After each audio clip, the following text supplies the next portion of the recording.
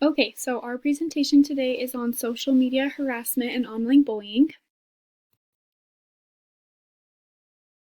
So the population that this affects, social media harassment can affect anybody really, but it directly affects high school age students and is really prevalent in that age category. Bullying through the screen today is becoming more and more prevalent because of COVID, and there's a lot of online schooling, virtual meetings, not a lot of time to get out with friends because of lockdowns and social distancing laws and stuff like that. This is a really important age where vulnerability is very high, and young adults are trying to figure themselves out, find their confidence, kind of decide who they want to be and who they want to become. And this is the age where they really just need to have a good support system and to have those people that are there for them. So, some examples of online bullying: mean comments and name calling, personal stabs at others' opinions. So maybe someone posts something that you don't agree with and you make it an effort to go out of your way to reach out to them, tell them that their opinion is wrong, tell them why it's wrong, or tell them that they're dumb for thinking that. Forcing your beliefs onto someone else. So this can go along with the one above. Just if you don't agree with something someone else is saying and you're trying to force them into believing what you believe. Trying to make others jealous. So posting things or doing things intentionally to make others feel left out or know that they weren't included. Threatening messages or being stalked. Threats, pretty self-explanatory. Being stalked can be things like getting messages constantly of where are you, what are you doing, who are you with, or constantly asking to hang out even when you've made it very apparent that you are not comfortable. Posting embarrassing or explicit things of someone else, so content that is not yours to post, or that shows someone in a light that they didn't want to be shown in, that you post without permission. Spreading false rumors, so saying things about other people that you don't have all the information about or that isn't yours to share in the first place. And then receiving explicit pictures that you didn't ask for. So this can be something that someone is constantly sending you things that you don't want to see or you don't want to be a part of, or you doing this to someone else and they've asked you to stop and it's still happening. So we're going to open up the conversation for comments and personal experience. So think about a time you've experienced online bullying and how it made you feel. Go ahead and pause the video here and just kind of discuss with your teammates and with Jeremy different experiences that you've had. Okay, now think of a time, if there is a time that you've been the bully, and how that makes you feel.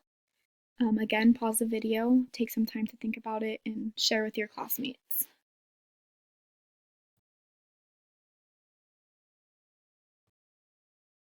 We're going to play this video. It's about 7 minutes long. It just talks a little bit about being the change that you want to see in the world. And this girl actually was a cheerleader, and so she has a little bit of more personal experiences to share with you.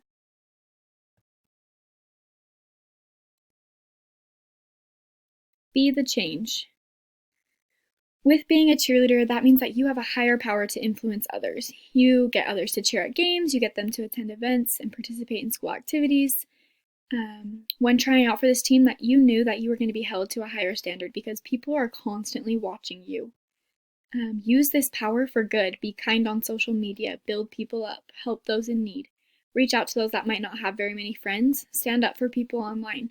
People are always watching you, like I said, and you want to be seen in that light of someone that is always helping to build other people up, is always there for someone. You don't want to be known as that snobby cheerleader that nobody likes and that is mean to others because you think that you're better than someone. There is a lot of people that tried out for this team that would kill to be in your position. And just make sure that you're using that power that you have been blessed with and influence others for good. Show the change that you want to see in other people. Be that example. Be that person that is helping others and being friends to that person that might not have any other friends, and really being there for people who you can tell are struggling, and make sure you're reaching out to your friends and to other people to let them know that you are that person. Here are some statistics about bullying. So 95% of teens in the US are online, which means that I mean, probably all of you, if not most of you, have access to the internet on your phone. You have access to social media sites. You're on Instagram, Twitter, Facebook, Snapchat, all of those things. And that's what makes this the most common medium for cyberbullying. It's just because so many teens are a part of this. 59% of teens have been bullied or harassed online, which is a huge number. 59% of teens in general have been bullied just online. That's not counting people that have been bullied face to face or any other types. This is just online. Girls are more likely to be the targets of online rumor spreading or non-consensual explicit messages. So basically, this is saying girls oftentimes spread more rumors than guys. Girls can be the target. They try to take the vulnerable people and spread rumors and get them to not have any friends or try to reach out. And I mean, what does that really do for you? What is that helping you by spreading rumors about someone else? Really think about that. Instagram is a social media site where most young people report and experience bullying. So comments on pictures, direct messages, videos that are posted without permission, things like that. Young people who experience cyberbullying are at a greater risk for both self-harm and suicidal behaviors. Cyberbullying can really knock down someone's self-esteem, especially with rumor spreading or name calling. It can really make someone feel a lot less about themselves, especially if they're already prone to anxiety or depression, and can increase these risks. 60% of young people have witnessed online bullying, but most do not intervene. So like I said before, be that change. Be that person that stands up for someone that you see as being bullied. Be that person that reaches out to that person and make sure they know that people are on their side and they have a support system and they're not alone. Only 1 in 10 will report their abuse to a parent or trusted adult. So make sure that if you are experiencing this or you see it happen, report it to someone. If you don't dare reach out to the person in general, then report it to someone else so that it can get handled.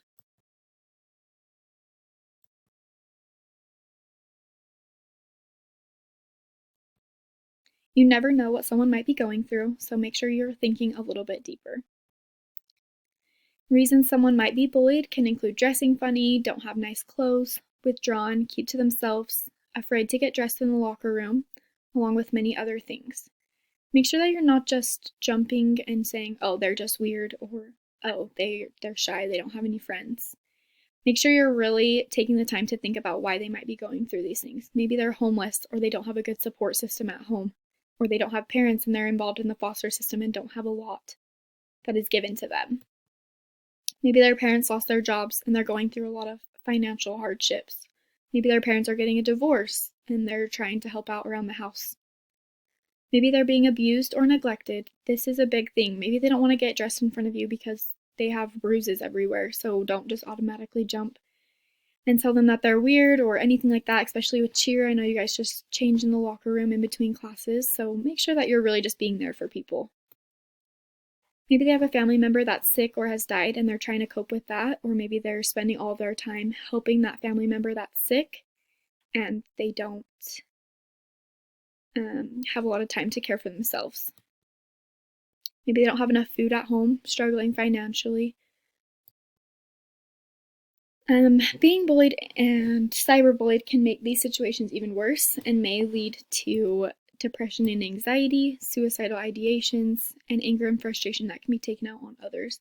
So these kids might be angry. They might just feel really attacked all the time because they're already going through these hardships, and then kids at school that don't understand what they're going through are making it even worse for them. So make sure you're being that change and putting yourself in other people's shoes. Some consequences of cyberbullying. Things posted online are there for everyone to see. You can't ever take it back. If it's posted, and someone can see it, someone can screenshot it, someone can send it to someone else. So even if you take it down, it's out there in the world. It can lead to legal problems and consequences like fines and lawsuits, suspension, or expulsion from school. If it gets to a big enough point, it can really ruin your life. It can prevent you from getting into colleges, prevent you from getting jobs, other employment opportunities, because you have this history of not being a kind human being and not standing up for others, and a lot of places won't want to hire you for that. They don't want you a part of their college if they're going to have to later deal with these consequences with other people. You can lose friends and respect from others. If people don't want to be a part of it, then they're just going to leave your side. And then your conscience, knowing that you have hurt others and living with that, can really hurt you as well. Just thinking back all the time about what you've done to someone else. You don't want to have to live with that. Now we're going to open it up for questions, comments, concerns. If you guys have anything, you can ask Jeremy. If he can answer them, great. If not, he can send them to us and we can give you a little bit more information. But just to kind of wrap up, make sure that you are being that change in the world. Make sure that you are taking care of people the best you can and always trying to just be the kindest version of yourself, because you will never regret being kind, but you will always regret being mean. Thanks, guys.